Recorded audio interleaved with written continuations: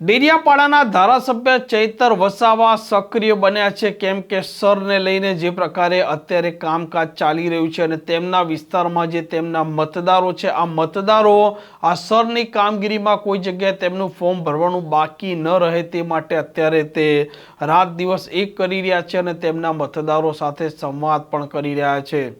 વૈષ્ણવજન તો તેને કહીએ જે પીડ પરાઈ જાનાને રે.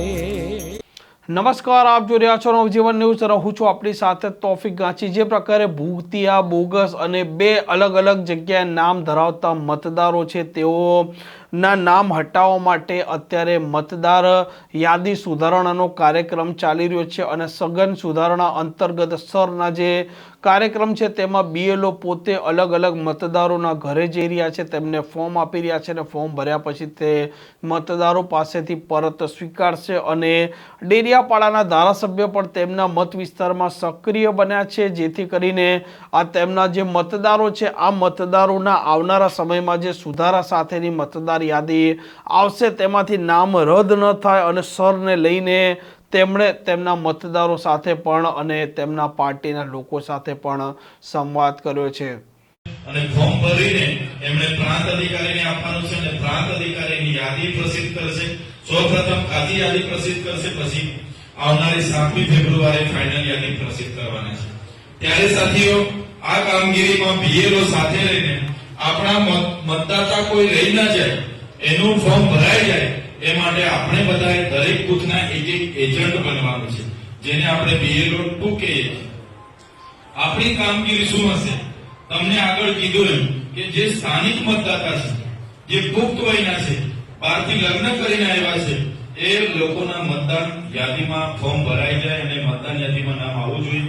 જે લોકો અહીંયા પણ મતદાન કરે છે, પોતાના રાજ્ય બિહાર, યુપી અને મધ્યપ્રદેશમાં પણ જઈને મતદાન કરે છે, એવા લોકોની આમાં ઓળખ કરવાની છે અને બીએલઓ ને કહીને એમના નામો આપણે કમી કરવાના છે. તૈયાર છો બધા? સમજ પડે છે? પાછળ ખ્યાલ આવે છે ને બધાને? તો એના માટે આગળ પિયુષભાઈ, દીપકભાઈ, નીતિનભાઈ એમની આગેવાનીમાં એક મીટિંગ થઈ છે. તમને બધાને ફોર્મ પણ આપ્યા છે. તમારી પાસેથી ઘણા લોકોના ફોર્મ રિટર્ન આવી પણ ગયા છે, પણ મોટે ભાગેના બૂથ એજન્ટના ફોર્મ હજુ આપણી પાસે આવ્યા નથી. ક્યાંક તો બૂથ એજન્ટ આપણા હજુ મળતા નથી. તો આજે ઘણા લોકો તમે જોડાયા છો.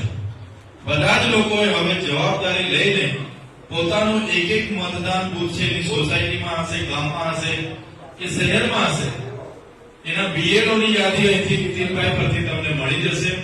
બીએલઓ ને ફોન કરીને એની સાથે રહીને બધા જ મતદાતાઓની સ્કૂટી થઈ જાય, એનું નિચોડ આવી જાય, તારવી શકાય એ પ્રકારની કામગીરીમાં તમારે ભાગ લેવાનો છે. લેશો ને બધા? મદદરૂપ બનશો ને બધા?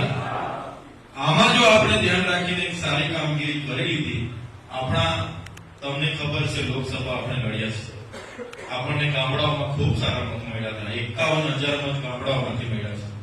પણ જે જીઆઈડીસી છે, જીઆઈડીસીમાં આપણને મત નહોતા મળ્યા. આપણને 32, 35, 40, 42 મત જીઆઈડીસીમાં આપણા બૂથના નીકળ, કોઈ બૂથ હોય જીઆઈડીસીના બધા બૂથોમાં આપણા એટલા મત નીકળ્યા. આમ ધારાસભ્ય ચૈતર વસાવા તેમના પાર્ટીના અને તેમના જે ખાસ લોકો છે તેમના સાથે ચર્ચા કરી રહ્યા હતા અને તેમનું કહેવું હતું કે બીએલઓ જે કામગીરી કરી રહ્યા છે તેમાં દરેકે ફોર્મ ભરી પરત આપવા જોઈએ અને કોઈ પણ વ્યક્તિએ ફોર્મ ભરવાનું ન રહી જાય તેની તકેદારી પણ રાખે, જેથી કરીને આવનારા સમયમાં આ મતદાર યાદી સુધારણાનો કાર્યક્રમ પતે અને નવી મતદાર યાદી આવે તેમાં તેમના નામ રહી ન જાય. આ પ્રકારના સમાચાર પ્રકારના અહેવાલ માટે નવજીવન ન્યૂઝ ચેનલને લાઇક, શેર અને સબસ્ક્રાઇબ કરવાનું ભૂલતા નહીં. નમસ્કાર.